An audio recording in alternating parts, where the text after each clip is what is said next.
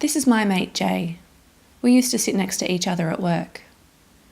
In July 2014, Jay was diagnosed with Guillain-Barré syndrome, a nervous condition that left him completely paralysed within a matter of days. Jay spent 4 months in hospitals regaining the ability to breathe by himself.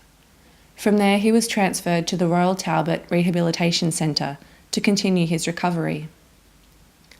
I started photographing Jay's time at the centre at the beginning of March 2015. By then, he'd been living there for 3 months.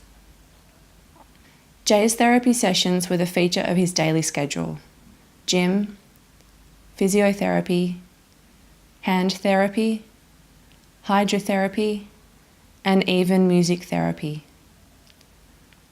I documented Jay's life for 8 weeks. In that time, he grew stronger, learnt to eat by himself, and had a day trip to his house for Easter lunch. It was the first time he'd been in his own bedroom in 8 months. Jay's partner Joe gave up working to become his full-time carer, and Jay finally moved back home on the 23rd of April 2015, almost 9 months after he was first admitted to hospital. Though he was finally at home, Jay was not yet independent, and his recovery from Guillain-Barré is ongoing. This film was made 1 year after Jay moved home to document his progress.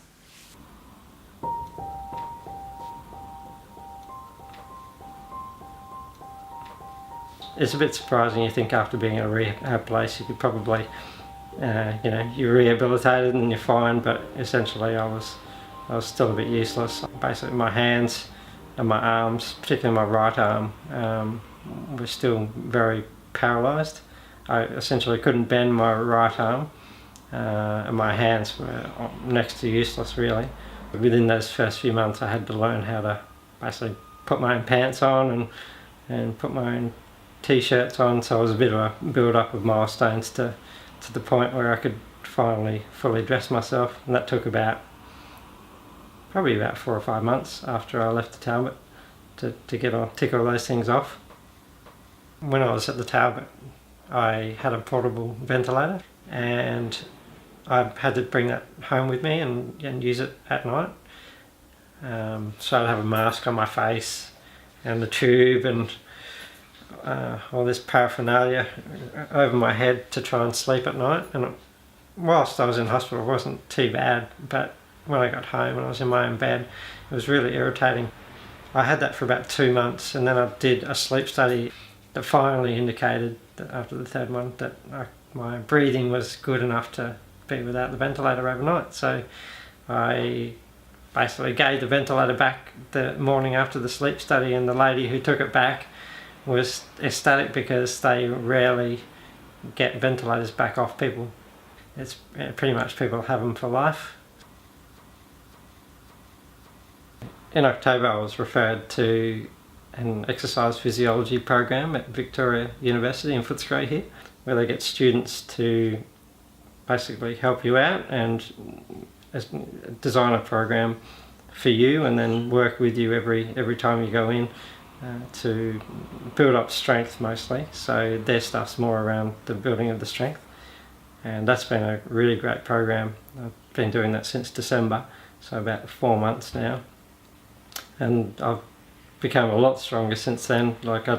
Since January I doubled the weights that I've been pushing, and compared to other people it would be absolutely nothing. Very, very low weights I'm doing, but it's just a good way to know that you're actually progressing and improving, because on a day-to-day basis, I've said it all along, you don't really notice any improvement, even on a weekly basis, but probably on a monthly basis you do. And if you have checks like that, really gives you a good indication of how well you are progressing.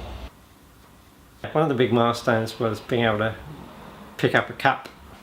I used to drink everything through a straw, which was really annoying because I used to have to get Joe to get me a straw for most of my drinks. But my right arm started firing up again. It wasn't bending when I first got out of rehab, and to be honest, I actually thought it would never bend, but then finally it started firing up, and through hydrotherapy I think a lot, and physio, that really helped strengthen that arm, and then I could finally grip a cup with both hands and drink from the cup, which sounds like a pretty minor thing, but enabled me to obviously get a drink out of the tap and make a cup of tea, which was good. And because we had the kettle tipper, I could handle hot water. Yeah, I can't even now pick up the kettle. So that was a big help.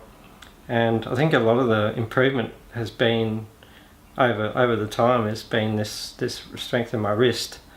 It's really, really weak, but when I first got out of rehab, that wasn't firing up a lot at all. And this wrist I couldn't even move up until probably three months ago. So yeah, about 6 months out of rehab, this wrist had no strength to lift. But yeah, with rehab, I've managed to get a bit of movement back, which is really awesome. At drinks one night, my former boss asked me if I'd be interested in coming back to work, and I said yeah, that'd be great. So yeah, I got back to work in late December, just before Christmas, and I've been part-time there since and slowly building up my hours. I'm really lucky actually. If I was a carpenter or someone who needed to use their hands, I'd be on disability, I'm sure. I don't know what else I would do, but since I'm someone who basically sits at a computer and types away and talks on a phone, and that was not so challenging for me. Has this experience changed me? The $10 million question, I suppose. I don't think it's changed me a lot, to be honest, and part of me thinks that I wish it did. Wish now that maybe I'd aspire to climb Mount Everest or do something amazing, but I have to really work within what I'm capable of.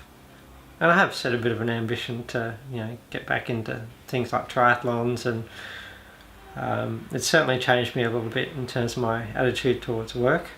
I'm really enjoying having a day or two to work on getting back to not my previous self, but getting back to being stronger and do things like read books and watch TV shows or whatever, and walk the dog. And I just don't want to get caught in that trap of being so busy that you end up getting sick again. Of course, I wish I had never gotten through this and that I was back to normal, but it's sort of the new reality, and that's what a lot of GBS people say, is you kind of got to get used to the new normal, and this is the new normal for me.